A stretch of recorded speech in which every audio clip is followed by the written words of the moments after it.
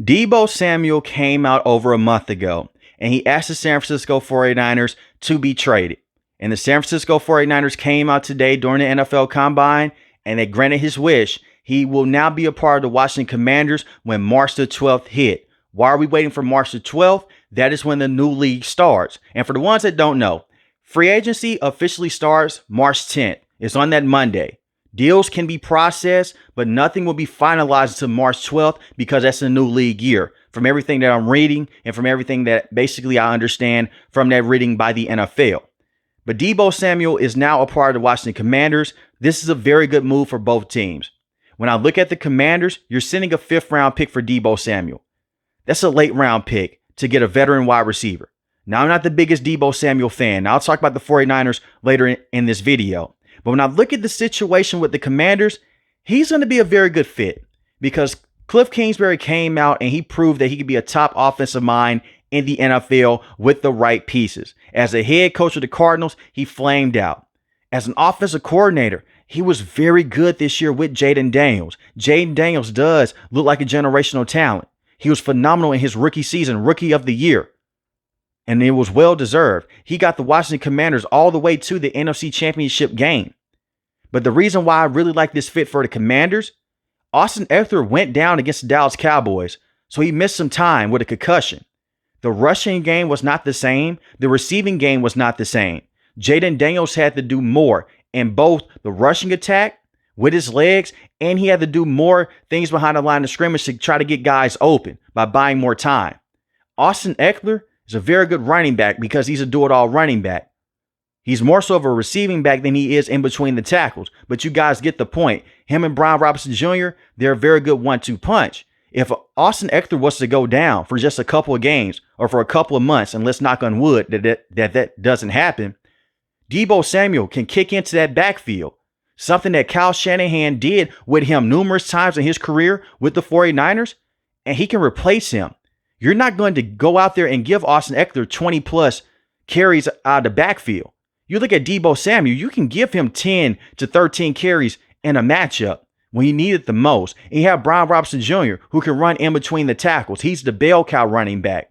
So now look at it from that standpoint. He's a flexible wide receiver. That's a very good move. And obviously in the receiving game, he is going to dominate inside that slot. Terry McLaurin is a do-it-all wide receiver. You can put him inside the slot, you can put him to the outside. Deebo Samuel, because of the lack of explosive ability coming off the line of scrimmage, you're not going to have him as a primary outside wide receiver. And it's not me saying that he can't be a true number one on the outside. We've seen this with the 49ers, but primarily he's going to be inside that slot. You're not going to press up a slot wide receiver. It just doesn't happen in the NFL. And you're going to have a lot of coverage there. The one thing that Deebo Samuel is great at is yards after the catch and run after the catch. That's going to buy more time for Jayden Daniels. That's going to eat up more space going down the field. So from that standpoint, A+ grade with the Commanders. And if it doesn't work out, you only gave up a 5th round pick. I am concerned about Deebo Samuel because he has taken a step back. He had one amazing season in his career receiving wise.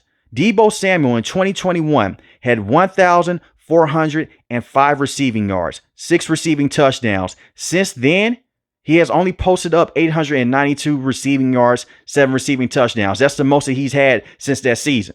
So he's not going to go out there and have over 1,000 receiving yards, but sometimes you don't need that. You just need a guy that can come in, be that veteran presence, eat up space, and that can help Terry McLaurin out. Because a lot of times this year, Terry McLaurin was getting double teamed, and the other wide receivers, they had to step up. Noah Brown looked solid until he got injured. Zacchaeus has never been looked at as a true number 2 wide receiver in the NFL. He spent some time with the Philadelphia Eagles, but it was very hard for him to catch on. 506 receiving yards, 3 receiving touchdowns. He averaged 11 yards a catch. You look at Brown, who was a very good deep target this year. 308 receiving yards, 1 receiving touchdown. He averaged a first down a catch. So they were lacking behind Terry McLaurin in terms of guys going out there and getting that receiving production. You bring in a Deebo Samuel, who had over 800 receiving yards just a few years ago. I think this is a very good fit. He's a flexible wide receiver. You still need to bring in another number 1 wide receiver through the NFL draft, whether it's in the 1st or the 2nd round, to really help out Jayden Daniels, because that was a sore spot with the Washington Commanders all season long was their wide receiving position. And you look at Jayden Daniels, one rookie of the year, got this franchise to the NFC Championship game for the first time in many, many years. He was sensational, but he got the most out of these wide receivers. And I look at Zach Ertz. You bring him back for one more season. He was a very good for sure-handed tight end, especially in short yardage situations. They need to continue to work on this offensive line, but having Terry McLaurin and having Deebo Samuel, that's going to be a very good move long-term with the Commanders. And hopefully this could be the move that can really help out Jayden Daniels, because usually when we look at quarterbacks, we'll say, you know what, they're entering year number 2. You'll say it's a sophomore slump. I don't think that Jayden Daniels is going to really have a sophomore slump because he's not your prototypical quarterback. When you look at CJ, he had a sophomore slump this year with the Houston Texans. The offensive line was abysmal. The offensive coaching was terrible with Bobby Slowick. He still got them to the playoffs. But the difference between Jayden Daniels and CJ and other quarterbacks that have suffered a sophomore slump, this kid can kill you with his legs over and over and over again. That's why when Austin Eckler went down and Brian Robinson Jr. was not able to go out there and get those big chunk yards, Jayden Daniels could run. Look at what he did against the Atlanta Falcons. He looked like a running back. And you don't have to worry about him taking those big hits because he's a veteran coming out of college. He played a lot of years at the college level. He was able to run out of bounds, slide, juke around, spin around. He's not going to take those big hits because usually you worry about quarterbacks where they take the big hits when they love to run a lot. We see this with Lamar Jackson. He's dealt with some injuries, but Lamar Jackson run out of bounds. He'll slide. He'll make you miss. So now look at Jayden Daniels. I think that his second year will be better than his rookie season. But the Commanders right now, they're cooking with something. Spending a late round pick on a veteran wide receiver, I agree with that move, especially since you just went to the NFC Championship game. And I'm not going to come on here and say that it's going to make them a Super Bowl contender. We are so far from that terms of conversation and talking about who's going to go out there and have a great free agency. We all have to see these players play on the field. But to see what Deebo Samuel was able to do with the 49ers, I think that he's going to fit very well with the Commanders. But I would bring in yet another wide receiver. Terry McLaurin is a true number 1. Deebo Samuel, number 2. You bring in someone like Luther Burden in the first round or the second round, you should be okay. And I look at the 49ers here. This was a very good move. For the San Francisco 49ers, you have Ricky Pearsall. You have George Kittle, Jawan Jennings, Brandon Aiyuk. Deebo Samuel asked for a trade. Give him his trade. You don't need Deebo Samuel to be successful. Deebo Samuel had a down year this year. He had some drops. The last 4 games of the regular season, he did look better. He was terrible against the Los Angeles Rams in that Thursday night matchup when it was raining.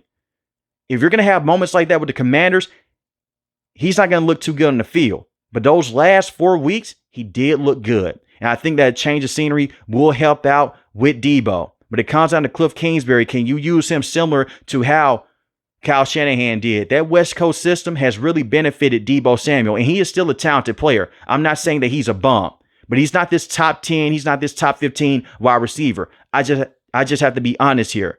But it feels a huge need for the Washington Commanders in the short term. But back to the 49ers for a second.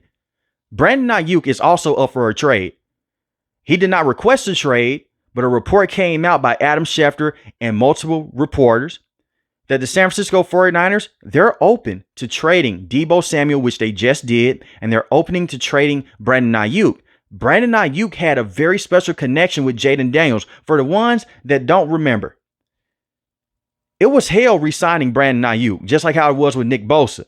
But a lot of people in the 49ers front office, they were upset with Brandon Aiyuk because he missed time at training camp. In that first game against the New York Jets, he had a lot of drop passes in week 1. He dropped 2 passes that could have went for a touchdown.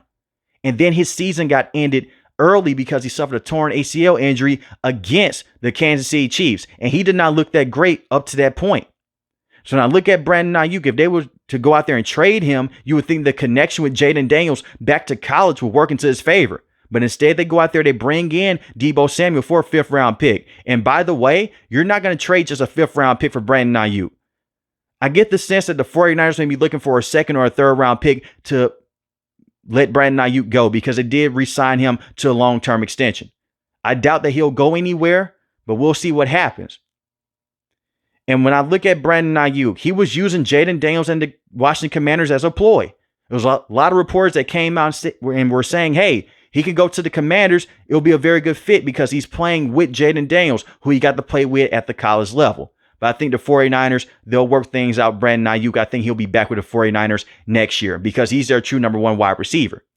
And when I look at the defense for the Commanders, you need to bring in some secondary help. You did go out there, you did trade for Marshawn Lattimore, draft another cornerback. I look at Mike Sainristil, very good cornerback in his rookie season. I think that he will continue to get better as his career progresses. Jeremy Chin was a very good safety this year also. Very good playmaker. I remember when he got his snaps cut by the Carolina Panthers. He's a very good player. The pass rush is also there. You have Dorrance Armstrong, you have Frankie Louvu, you have Dante Fowler. All of those guys can get to the quarterback at a high level. And you have Daron Payne, Jonathan Allen, and Johnny Newton. One of those defensive tackles will be traded. And it's not going to be Johnny Newton, and it's not going to be Daron Payne. They have already come out, and they've already told Jonathan Allen, you can go out there and you can work out your own trade. They're going to let him go. And they could possibly bring in a 4th or a 5th round pick when they let him go because he missed a lot of time this year dealing with a torn pec injury. So when I look at it from that standpoint, you have Johnny Newton.